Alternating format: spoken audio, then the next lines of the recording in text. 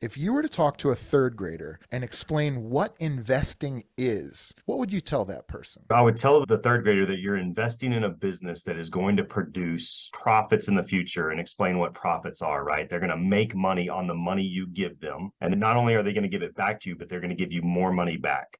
I'd pick a company that the 8-year-old knows, right? So I'm going to say PlayStation.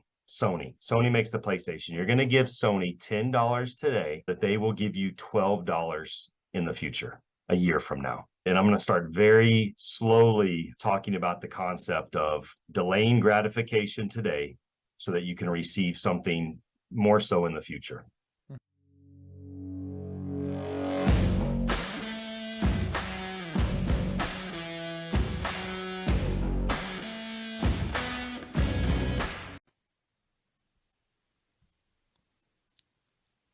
Welcome to the Spear and Clover podcast, the show where military mindset meets the spirit of the puppy. I'm your host, Jason Skisick, the entrepreneurial evangelist, and each week I bring you the stories of visionaries who see the world as it could be and can't help but take action. If you're enjoying these episodes, please take a moment to subscribe, like, and review. This is the best way to stay in the loop when we drop new content. Hey, entrepreneurs, does any of this sound familiar? Have you hired only A players, purchased the latest fire plays from so-called gurus, consistently almost become an elite organization, only to have it result in talented employees regressing to mediocrity, tactical plays spiking performance and then fading away quickly, managers losing discipline and hunger and then either leaving or just coasting? Do you really think the difference between you and the industry-leading team is a hire or a slick new marketing play? That's the same tired crap my Chicago Bears have shoved down my throat for over 30 years. Meanwhile, the Green Bay Packers have had two coaches for 50 years, they've had two quarterbacks for 20 years, and they're a contender every single year.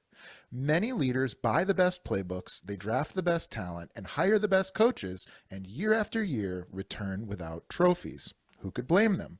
Most business coaches and so-called gurus only sell tactical playbooks designed to provide a brief spike followed by a return to business as usual. The truth is, winning is simple. You need a clear North Star supported by managers and role players that have absolutely zero uncertainty about how they can help the team win today. Our simple program helps you become a dynasty organization from top to bottom. Dynasty Defined not only helps you structure a team that's capable of consistently winning championships, but once you do, they'll be writing their own playbooks, recruiting the best talent, and calling their own plays from the field. So, the choice is yours. Continue to hope that the next hire or brand new marketing play will finally solve all your problems, or commit to winning permanently, roll up your sleeves, and let's get started defining your dynasty. I am beyond proud to announce that we are now accepting applications for Dynasty Defined.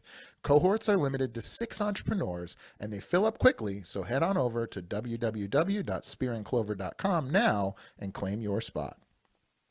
I can't wait to see you on the inside.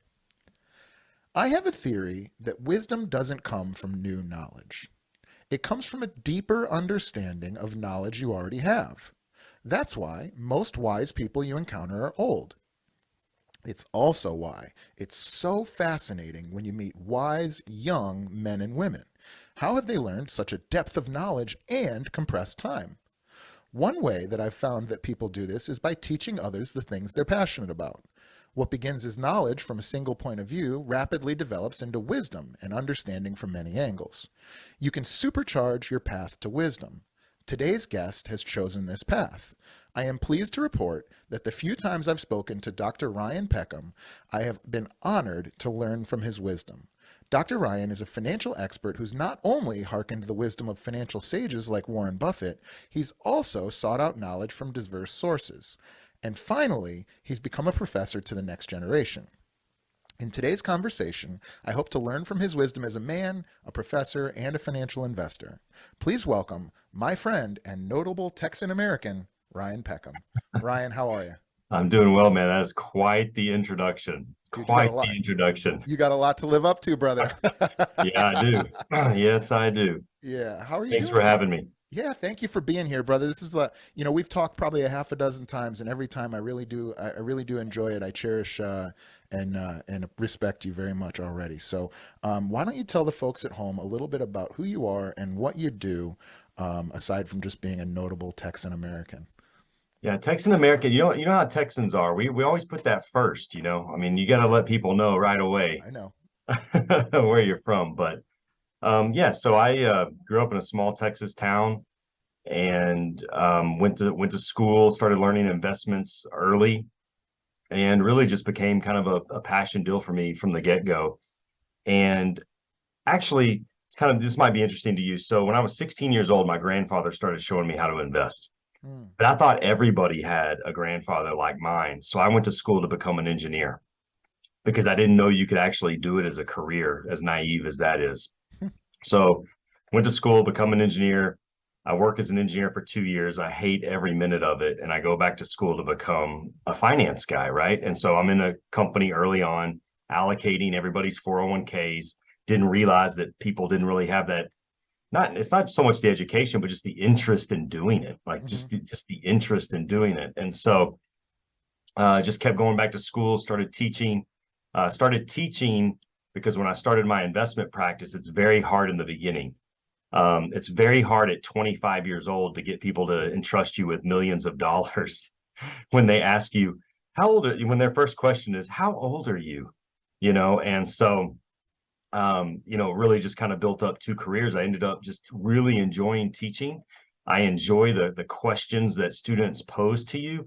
I've found that students and younger people will pose questions to you that people that are middle age and older will no longer ask you. Either they might be embarrassed that they don't already know it, and so they kind of don't want to admit that they don't know something. And so students have zero issues with just putting you on the spot. And so it's a very nice place to be. And my mind is always busy.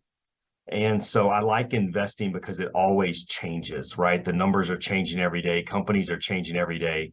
And I am absolutely fascinated with how the same financial message can be um, thought about differently from say family. So let's say you have maybe you had a grandfather and he's teaching somebody, teaching everybody these financial lessons. You have a brother and a sister, they've heard the same message, but they have two completely different relationships with money. And I hmm find that fascinating, right? That the study of that. And so that's kind of where I went and started studying behavioral finance to kind of get just to kind of key in on that a little bit, because when it comes to investing, whether it's you, me, or anybody, you really have to match your personality to your investment style in order to have success. And it's something that's not talked about a lot, but it's one of the things that people can do to really help themselves out. And so through my business, starting that, helping, tons of people when it comes to that, it's really I just love it. I'm really lucky. Like I have something that I have a aptitude for, a work ethic for, but you can also have a great business, a great life. If I had this skill set in the 1300s, I probably would have died already because I wouldn't have been able to, I can't play the flute. I don't know what I would have done. Like I was born at the right time. A I don't lot of know. this is luck. I think you would have been slaying some dudes on the battlefield in that time. Yeah. Okay. Yeah, So perhaps. this is an excellent way to set the table. I appreciate you sharing that with us. A couple of points. Number one, finances. It seems like it's like finances, body fat, sex and relationships, religion. There are these sort of taboo topics, and I'm curious if you have any feel for why they're such hot button sort of taboo topics for people. I have an opinion, but I'd love to hear yours. A lot of people don't want to talk about what they make. It's nothing that's ever been um I don't think people are comfortable with it, right? It's one of those things where unless you're, I don't know, Bill Gates, Elon Musk, some of these guys, there's always going to be somebody who's worth more than you. Mm, And so we don't like talking about things, I think, money wise, because people start to judge you based on what number you give them, mhm. right? Depending on your age. If you're somebody who's 25 years old and somebody says, "Hey, how much do you have invested?" and you say 100,000, somebody goes, "Oh, wow, man, that's great. Good job." If you're 65 years old and somebody says, "Hey, how much do you have invested?" and you go 100,000, they go, man, you're kind of behind. I mean, so I think it's something that a lot of people feel like they're judged for, whether they want to admit it or not, and so they just kind of steer clear of it. And then also family dynamics play into that as well. Yeah, I agree. My point of view is very similar, but I'll just share it. Sure. I feel like um, there are humans are designed to solve problems.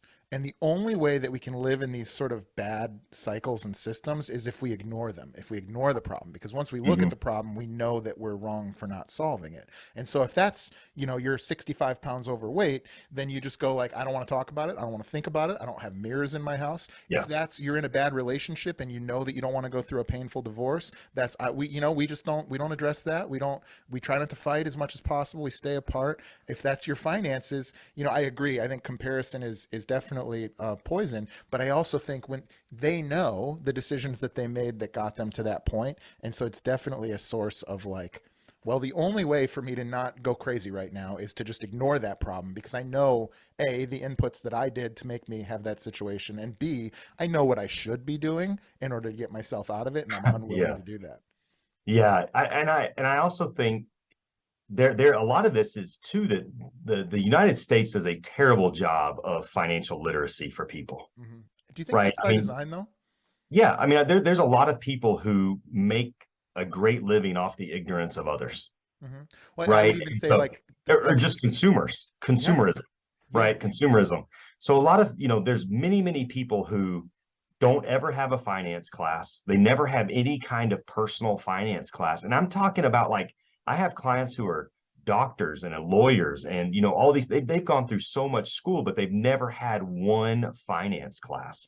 And Mm. then all of a sudden, they're expected to be able to run a practice or run a business or they went through vet school or whatever it is and all of a sudden, okay, now you're supposed to have a business, yet they have zero background in it. They haven't had one class.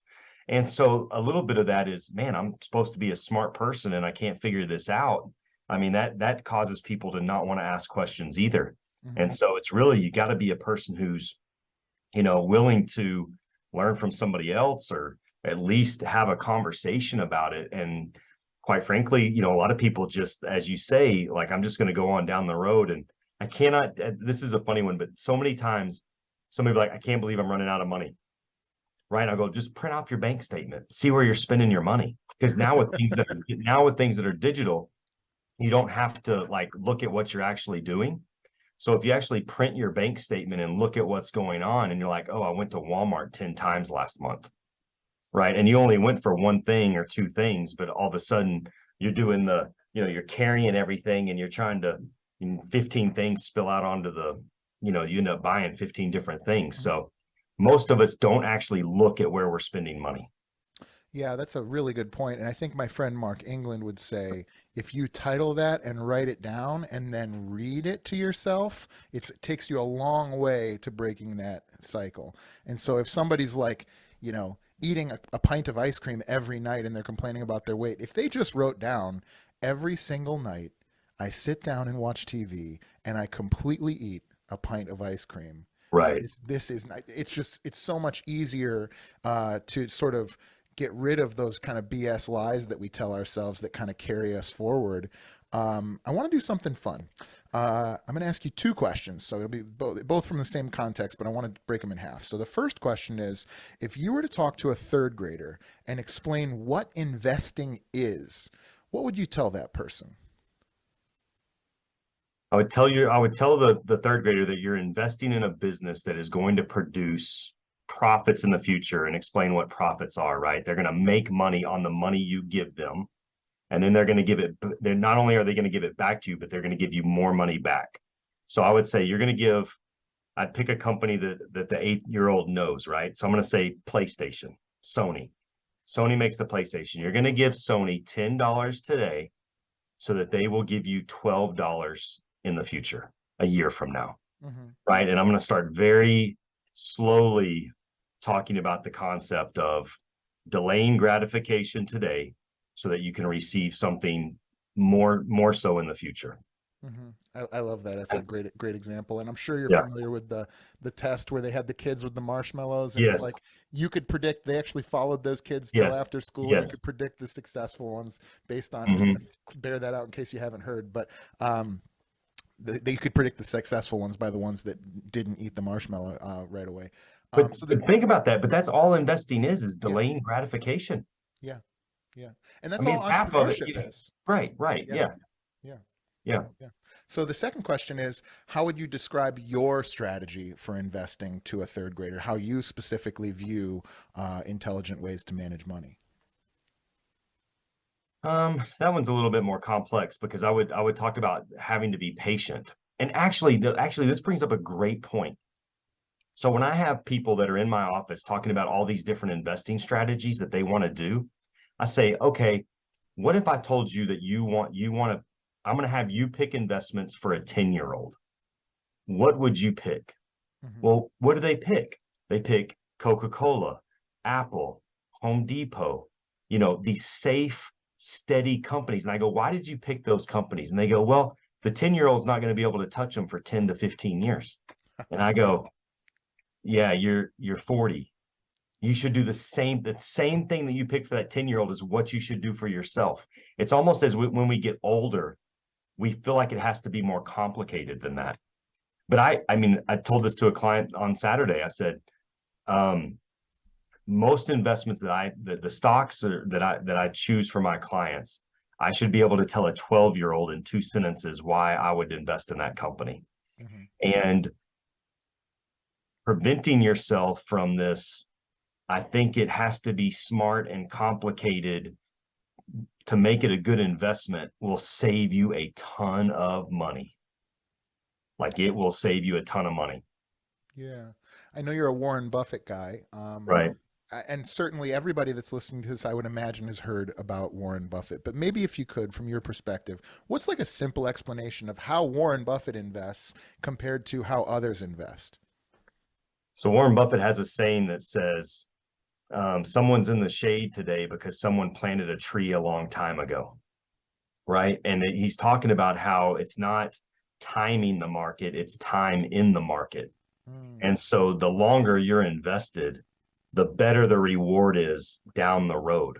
So it's not like when um, it's not that if you trade a lot. So I'm just going to give you an academic definition. So if you're an investor, the academic definition of that is that you stay invested in a company for more than 2 years. A trader, on the other hand, is somebody who moves in and out. And of course, you have day traders. I mean, you can have specific, based on how quickly they do it. But the crazy thing is that digital trading has made it so easy for people, right? Your cell phone, you can just sit here and trade on your cell phone all the time. In 1995, if you looked at a statement of the average investor, their average holding period per investment would have been 6 months, or sorry, 6 years. And today it's 6 months. hmm. So digital trading has made it to where people trade all the time. And it's actually the number one investment mistake that people make is they trade too often. But the thing about it is not get too complicated when you think about taxes and stuff. If you trade all the time, you're going to have to pay short-term capital gains, right? And that's if you own a stock for less than a year. But it's more so than that. It's that the companies that are showing you these advertisements, they make money the more you trade. So they're trying to incent, you hear all these commercials, take advantage of the market's moves, take advantage of this, take advantage of that. But really, investing, I think, is difficult because with most things, like you talk about working out, the more you work out, the better you start to look. So we have this, we've kind of been, we've been trained to think about the more often we do something, the better we're going to be. And with investing, I mean, you really just got to sit on your hands a little bit sometimes and just let it work. And in my experience, the first 2 to 3 years that somebody is invested are the hardest Mm. because it's like watching grass grow. So Warren Buffett would tell you, buy an investment. Let's pick Coca-Cola. This isn't advice, but you pick Coca-Cola, you have the dividends, buy you more shares, right? So every time it pays a dividend, which is dividend is they're paying their shareholders dividends, have those dividends, buy you more shares, and just let those shares start to compound. Every time it pays a dividend, it buys you more. And over time, it becomes tremendous. It's like rolling a snowball down the hill, which one of the best Warren Buffett biographies is called, Snowball, but because of that reason. And like this year, I think he'll make $330 million off of Coca-Cola dividends. And the CEO is going to make 30 million, and he never steps foot into the company. Yeah. And that's my favorite thing about investing is I get to make money off these companies and I don't have to be in one of their cubicles. Like, to me, it's almost like stealing, a legalized version. Yeah, I wonder. So, as a capitalist, I love the free market because it takes value, it takes buyers, and it connects them with sellers in a very real way. But there is this transaction friction, right? That's reduced over time, with things like crypto and Mhm. clearing houses and things like that. Do you think that the market is more efficient with a buy and hold type atmosphere? Let's say a 1992 market versus now. Do you think it's more efficient because of the lack of friction in the market, or do you think the more trading now is a more effective capitalist structure? Guys, I really, that's a hard thing to answer. I mean, back in the, I'm sorry if no, that's hard. I know it's a no, hard question. no, it's good. Yeah, But it's funny. People always get in the way. yeah. Like you have this fight with academic practitioners, academic people all the time saying the market's efficient. But if the market was efficient, you wouldn't have any Warren Buffetts of the world. And really, it's just taking advantage of human emotion. Hmm. You think about, I don't know how much, you or your audience follow the market, but, just think about how different it was a year ago when Bitcoin was 64,000. Everybody's in crypto. Everybody's in these meme stocks. Everybody's doing everything. Now nobody wants anything to do with it. But Hmm. now's the time that you should be buying, thinking about the investments you make today and what they're going to be worth 4 years from now. It's just that with what we're doing and Instagram Reels and TikTok, everybody's so hyper focused on now, they just can't think about planting seeds for the future. Hmm. So that's all it is planting seeds for the future. We Yeah. would do you would do a better, investors would do better if the stock market wasn't open every day. Let that sink in. I mean, think about like if you drove up to your house every single day and there was like a billboard on top that told you the price of your house. So you drive up to your house and go, "Oh, I feel pretty good. My house is worth more today." And then next, "Oh, my house is worth less today. I don't know if I want to live here anymore." Like if you had to do that that's what the stock market is. Hmm. Hmm. Yeah, that's fascinating. It's such an interesting concept, right? I mean, you're describing very well sort of the changes in human behavior culturally right now, right? We're definitely have been conditioned by our environment and by our behavior to want things on a quicker cycle, whether that's the new iPhone every year, whether that's a Instagram reel telling me a short story or a short thing of entertainment, within 12 to 25 seconds or whatever. Um, and so I think, so how then do you condition your clients to get out of their own way and be successful? So we talk about all the different investment biases that are out there, and I talk to them about what has their history been with money and investing. So for most people, I mean, a lot of it is based on your parents. Like this goes back to our very topic that we talked about is why do parents and people not talk about money? Hmm. If your parents were good with money and they talked to you about investing and you kind of got a good introduction, you are ahead of most people. That is a very good place to be. If you had parents who just never talked about money and you had to kind of go at it on your own, that is a better place to be than parents who were not good with money, told you the stock market was basically gambling and it robbed them. Like that is not like that takes a lot of education and effort to kind of make up because you have a negative view of the market from the get-go, right? So, we have this thing, something called confirmation bias, and it's used in investing, it's used in everything, right? So confirmation bias means if I think that Apple's a good investment, then I just go look for a bunch of articles that tell me Apple's a good investment. So, but the same thing is if somebody tells me the stock market just robs people, then every time the market goes down, I just go, "Oh yeah, see, there's the market stealing people's money." Like you just confirm what you already believe, and maybe you believe it because you experienced it, but a lot of times the beliefs that we have, if you really think back, you're like, man, why do I think that way? And then a lot of times it's because your parent or somebody introduced it to you young and it wasn't really a real experience of yours. It was something that, somebody told you about or whatever. And so um, that becomes an issue that a lot of people have to deal with. And so just trying to educate, like I guess being a teacher and really just spending time with people. If investors, I shouldn't say people, if investors aren't comfortable with what they own, they won't stay in it. So from that standpoint, let me just give you a little bit of a kind of a picture here. Most people that are listening to this, or that you've worked with, they, let's say they work at a job and they have a 401k, right? When you look at that 401k, you see a bunch of symbols that you don't recognize because you own mutual funds and you have no idea what's in them. So when the market's going down, you look at that and you're like, I'm losing money and I have no idea what I own. Right. Whereas like most of the portfolios I build, I'm using individual securities. It's a little bit, but when my clients look at their account, they see Starbucks, Coca-Cola, McDonald's, Apple, and they look at this and they go, oh, I know who those companies are. I know that they're down, but those are good companies. I drive past those buildings all the time. There's people there. I own Amazon. Everybody in my neighborhood's getting 7 Amazon packages a day. I know it looks ugly on paper, but I'm not worried that I'm going to be down forever. And so understanding what you own, why you own it, it makes investing so much easier because you're able to just calm that person down. I tell clients all the time, you have two minds. You have your intellectual mind and you have your emotional mind.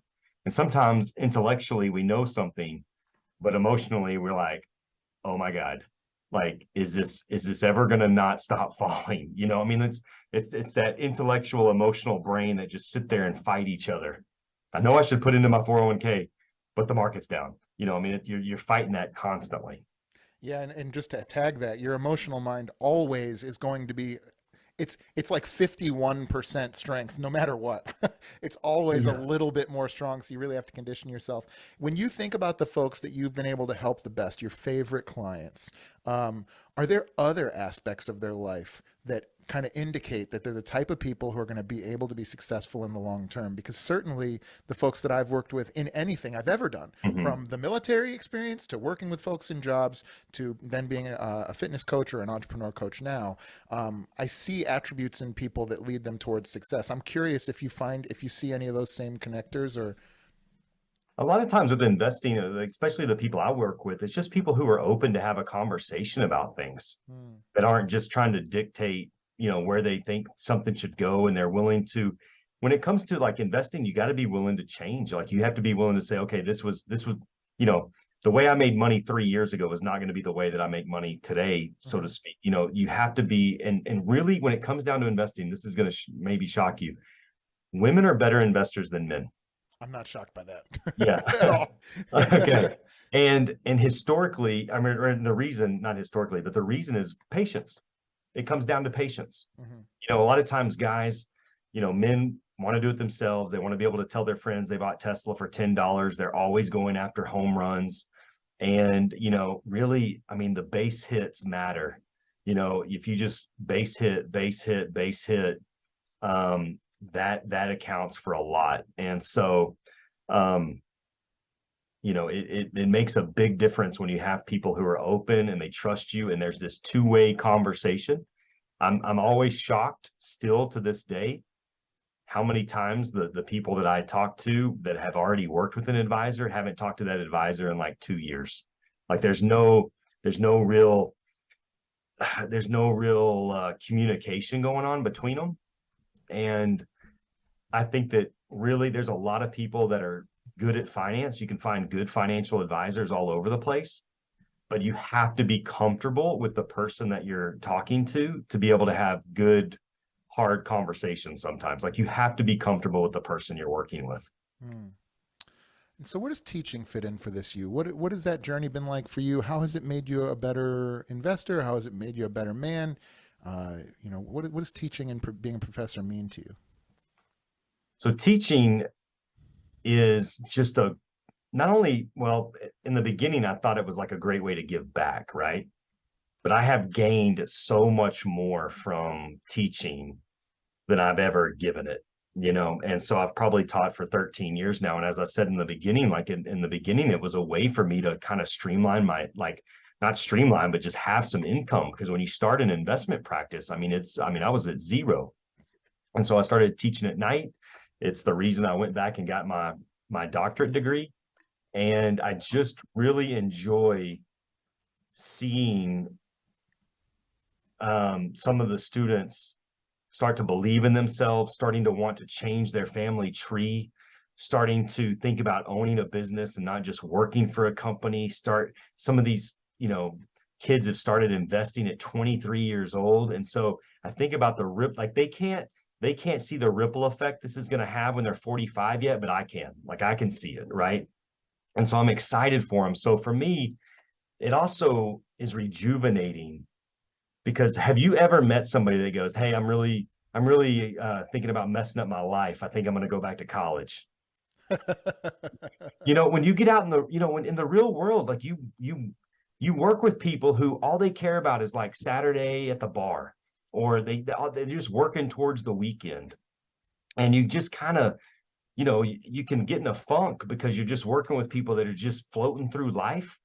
And so university atmospheres are always, man, young people, they keep me um on my heels. I want to learn, I want to be better for them. And I'm just surrounded by people who are constantly trying to better themselves. And so some of these have become my students are the ones who gave me the idea for my own podcast, right? They did the logo, they came up with the name, they came up with, and so it just keeps this community together. And it's just been one of the most rewarding things I've ever done. And I thought I was going to be like giving back, but I get more from it than I could ever give. Yeah, shout out to the Investor Professor, the podcast that's available on audio. Audio. Do you guys have a video as well on YouTube? Yes. Yeah, awesome. Yeah, I've been on that show. Unbelievable interviewer. Yeah. You guys check it out. Really, really good, useful stuff. So, what does this mean to you as a man, right? Like, so, talk to me about, you know, the way that you structure your life to make sure that you're able to do these very challenging things and help other people, but also how you're able to be there and be present for your family and for yourself as a man.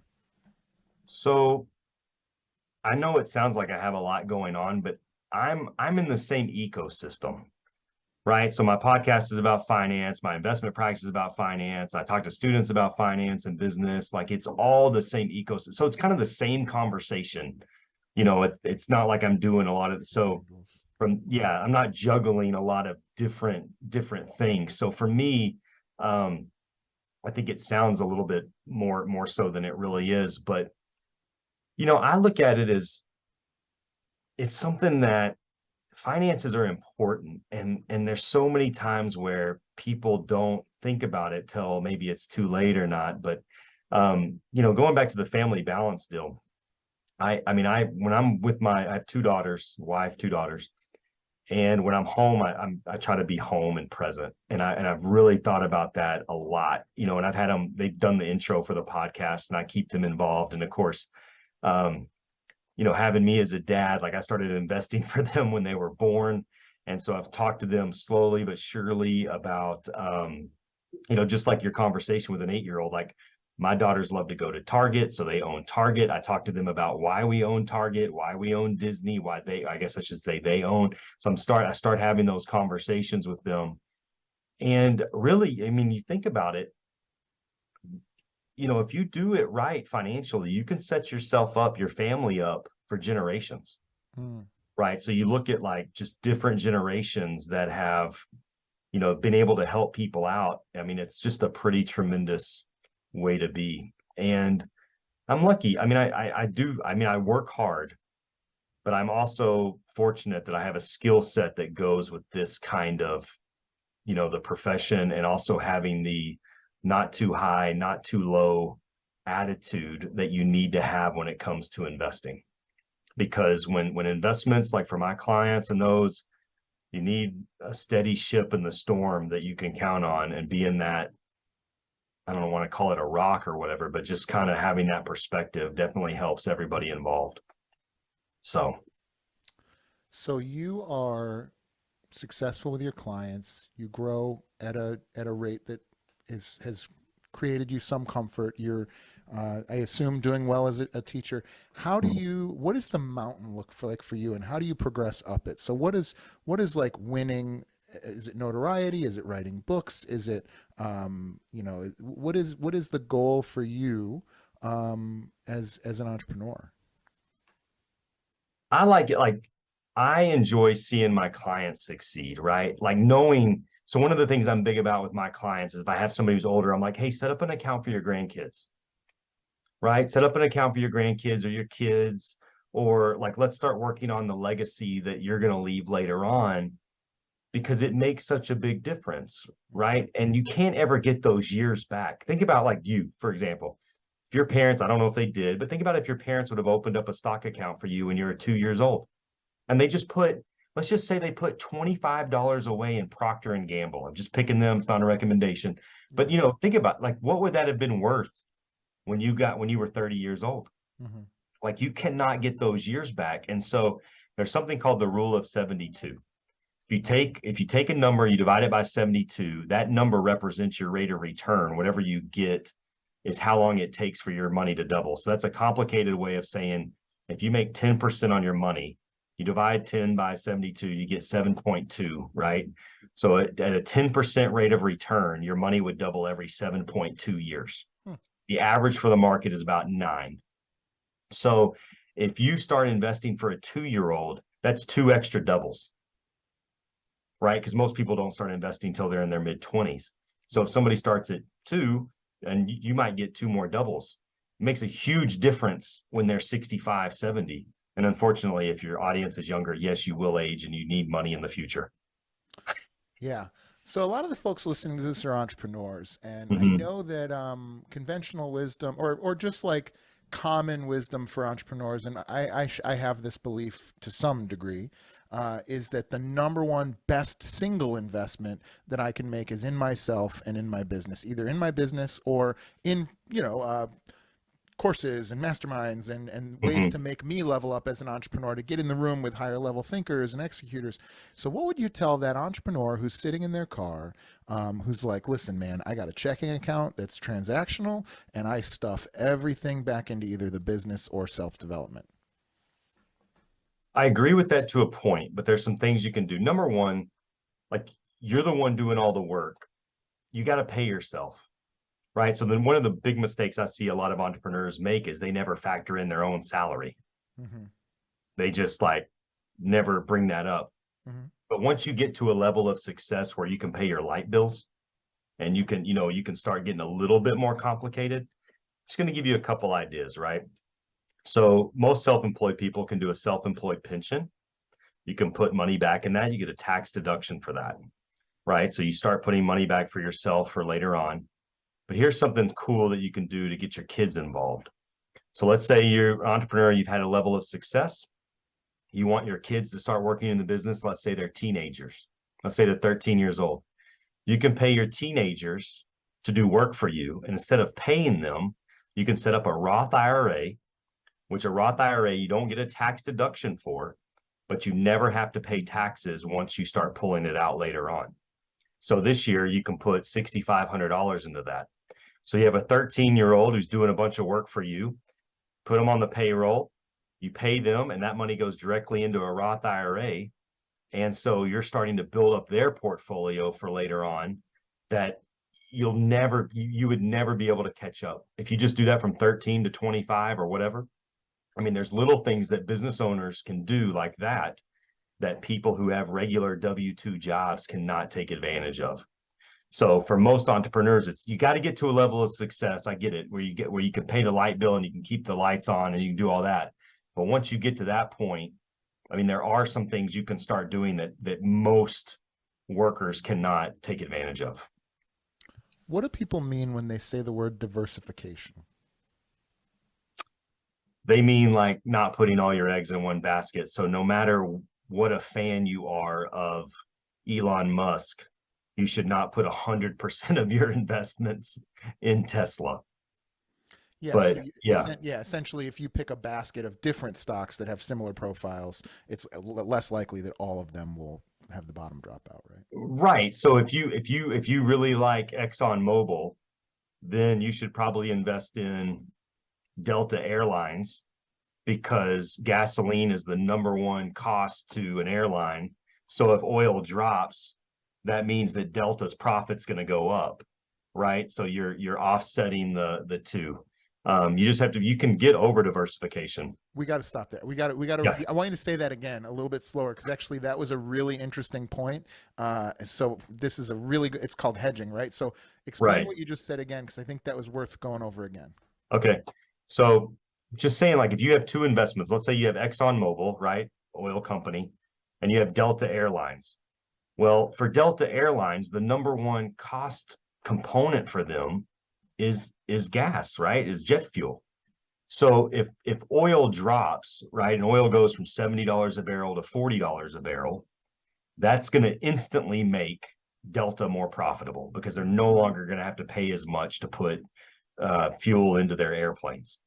And so, that's a great time, or that's a great way to offset, those two companies.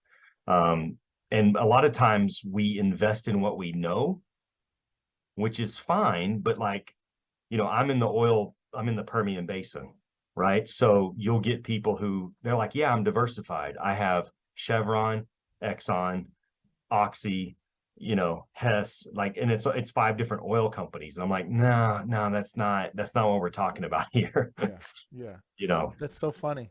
What was I just gonna tell you? Shoot, you made me forget it. Sorry. No, that's okay. And if I can't think of it, it's no big deal. But um, dang it, I forgot it. It was It's interesting. okay. If we played the Jeopardy theme song, you'd probably be able to figure it out. Maybe. Oh no, I've never said this on the podcast. Donna won Wheel of Fortune when we first met. Really? She made it on. She was doing a 30 under 30 list, and number one on the list was Get on Wheel of Fortune, and she got Wow. on and won. I'll have to have her on the show and explain it sometime, or I'll have her tell you if we ever see each other in person. Um, well, Ryan, this has been super interesting for me, and I'm certain for our listeners. What if you had to leave? If you had to like pick one piece of advice that you might give to somebody who's just listening to this right now and maybe they're a little bit behind on investing, what would you tell? What would you tell? Just what is some great, just kind of general advice for that person? Just start investing. Yeah, Sorry. It really comes down to consistency. yeah, Like when I'm talking to students, the people in their early 20s, I'm like, just put $50 a month away. And the reason is because you need to build the habit. You need to build the habit. As somebody starts making more money, they'll naturally start to invest more. hmm But the starting is the key. And you really, and I get it, man. You got to have a little blind faith. You got to believe in America. You got to believe we're going to figure it out. Not many people know this. This will make you laugh. But on really bad days, where the market is really down, I will eat lunch sometimes in my car and I'll listen to old radio from like the 1950s, and I go, okay, they had a lot of bad stuff going on, but it worked out for them. Like it worked out. If that person would have just kept investing, like they would be worth a bajillion dollars today. So you got to have. There's a lot of blind faith involved. But you got to think of like tricks like that to help, keep you in the game. Like you have to be on the dance floor. hmm And I'll leave you with this. I mean, if you can pull up a chart, like I'm going to try to do it from memory, which I'll probably be wrong, but you can look up a chart of what happens when you miss the best days in the market. And normally, if you miss the two best days a year, you cut your performance by 50%. So if the market was up 10%, you're going to be up 5 because you missed the two best days. And so you can look at 20-year periods of time where that's true, that if you just miss the one best day, every year for 20 years, it just ruins your performance. Hmm. And so you got to be on the dance floor, you got to get involved. And so that's kind of my 2 cents on that. Is just, you got to get started. And really for a lot of people, it's like, hey, you're the one working, you're the one, punching the clock, or you're the one building a business. Don't forget to pay yourself. We all kind of say, whatever's left at the end of the month, I'm gonna save that. You should pay yourself first. When you get paid, you should put something aside for you. Yeah, that was a big shift for me, was starting to pay myself first for sure, and then making it happen for those people I was responsible for, and for rent, and for all those other Hmm. things. Well, listen, Ryan, there's two things that I ask everybody that comes on the show, and I'd like to ask you those two questions now. Are you ready? Let's go. All right, let's do it. The first question: if you had access to unlimited financial resources, how would you profitably grow your current business? Unlimited financial resources. I'd probably start an endowment for financial education, Hmm. is what I would do, to try to do something like Khan Academy, but just for investing, right? Which, Yeah. Investopedia might have beat me to it, but just trying to bring people more financial education. Yeah. Yeah, I think that's a good one. Question number two. If you had to give up what you're currently doing and everything you've ever done professionally and try something totally new that you've never done before, what do you think that might be? Oh gosh. I'd probably be like a basketball coach. Probably be some type of coach. I played a lot of sports growing up. Yeah. And so I like things that need discipline, right? So having career tracks, or being in a career that discipline is required and that makes people better. I think that I've really, you've probably heard of Jocko Wilnick. I think that's his name, but he Yeah, said, I go to his yeah, jiu-jitsu camp. Yeah. yeah, Yeah. discipline equals freedom. Yeah. There's a lot of truth in that. Yeah. That's on all my rucks. Yeah, so it's funny. What attracts you about doing things with discipline? Is it holding yourself accountable to discipline, or is it being around sort of your type of people that are also disciplined? Or is it that people can't skate by and be even? That's probably more. I think maybe all three of those. Like Yeah. and I like the thought of building things over time, right? So discipline allows you to build on what you did yesterday or the day before or the year before, and you're just constantly, trying to get better. It's kind of like, I mean, it's kind of an old reference, but I really like John Wooden, and John Wooden was the NBA, or the college basketball coach for UCLA, Hmm. and he had the pyramid of success, which discussed, like, okay, somebody might have more talent than you, somebody might be born to a better position than you, but it's really about you versus you competing against yourself and trying to become the best version of yourself possible. And that's, I think, is the key for all of us, because it's so, a lot of us are easy to judge other people and holding other people responsible. We don't always do the best job of holding ourselves accountable. Mm. And so I think that is, one of the things that really separates people is, talent is not enough. I mean, you got to put discipline behind it to really get to where you want to be. And if you're lucky enough to find your passion, then it makes it easier. Wow. Really nicely said. Well, listen, Ryan, I have just nothing but wealthy benefactor listeners to this podcast. And if they're still listening to this right now, it's because they can't wait to Yeah. hear how to get their money invested with Dr. Ryan Peckham. So, Dr. Ryan Peckham, tell us, how can folks get a hold of you?